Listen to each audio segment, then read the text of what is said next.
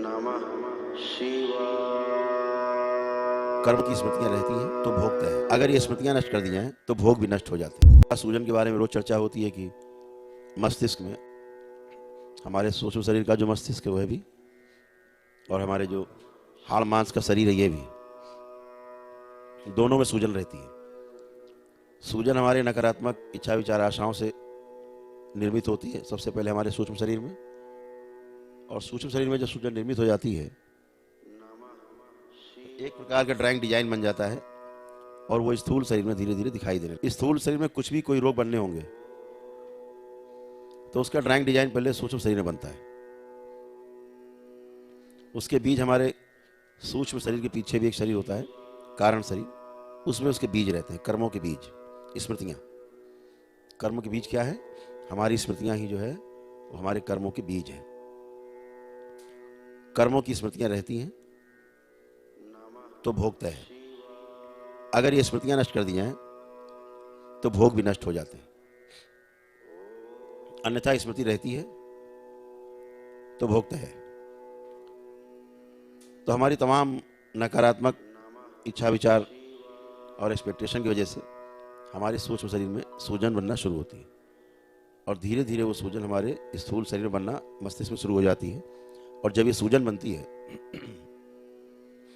तो जो विचार आते हैं अंदर, उनमें से आज के जो आधुनिक चिकित्सा विज्ञान वही मानता है कि 2/3, लगभग 45-50 हज़ार विचार जो हैं वो नकारात्मक ही आते हैं। ये विचार आएंगे तो आप में सूजन अवश्य बनेगी। तो पहले कहाँ बनेगी? आपके सूक्ष्म शरीर में, फिर आपके स्थूल में दिखाई देने लगेगी। जब स्थूल में बन जाएगी तो फिर तमाम प्रकार के आपको संकट पैदा होंगे। स्थूल में सूजन बनने के बाद खून और ऑक्सीजन की जो सप्लाई है ब्रेन में, वो प्रॉपर नहीं हो पाती, बाधित होने लगती है। उससे क्या होगा? शरीर में पनप रहे रोग और शरीर में हो रही अव्यवस्था की सूचना मस्तिष्क तक साफ साफ नहीं पहुंचती, जिसके कारण मस्तिष्क भ्रमित रहता है। और भ्रमवश जो वो आदेश देता है बॉडी को, वो गलत ही आदेश जाते हैं बॉडी में, तो शरीर सही से ठीक नहीं हो पाता। जैसे कहीं पे भोजन की आवश्यकता है कि 4 रोटी, ब्रेन की समझ में आएगी 40 भेजनी है, तो वो 40 रोटी भेज देगा खाने के लिए बॉडी को। तो क्या होगा? जो 36 रोटी है ना वो एक्स्ट्रा हो गई, वो स्टोर होने लगी। फिर शरीर कहेगा कि भाई हमें 10 रोटी चाहिए, तो कहेगा अच्छा 2 रोटी चाहिए, तो 2 भेज देगा। फिर कभी बोलेगी ठीक है साहब 5 रोटी चाहिए, अच्छा 500 चाहिए, तो 500 भेज दिया। अब दोनों का तालमेल नहीं है, तो जो रोटियां ज़्यादा जा रही हैं वो धीरे धीरे वहाँ पे स्टोर होने लगेंगी। जब स्टोर होने लगेंगी तो क्या दिखाई देगा? गांठ बनने लगेगी। कैंसर कैसे बनता है? ऐसे ही बनता है।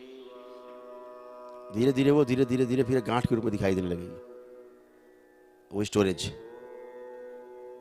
ये गांठें दिख रही हैं, इसका मतलब ये है कि आपके मस्तिष्क का, आपके शरीर का जो तालमेल है वो बिल्कुल ठीक नहीं है। ये तो ऊपरी बात है, यही दुर्घटनाएं अंदर हो रही हैं जो दिख नहीं रही आपको।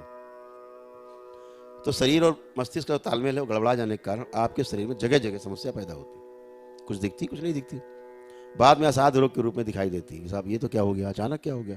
तो अचानक कुछ भी नहीं होता, सब शरीर और मस्तिष्क जो तालमेल नहीं है आपस में, उसके कारण होता है। और वो क्यों होता है?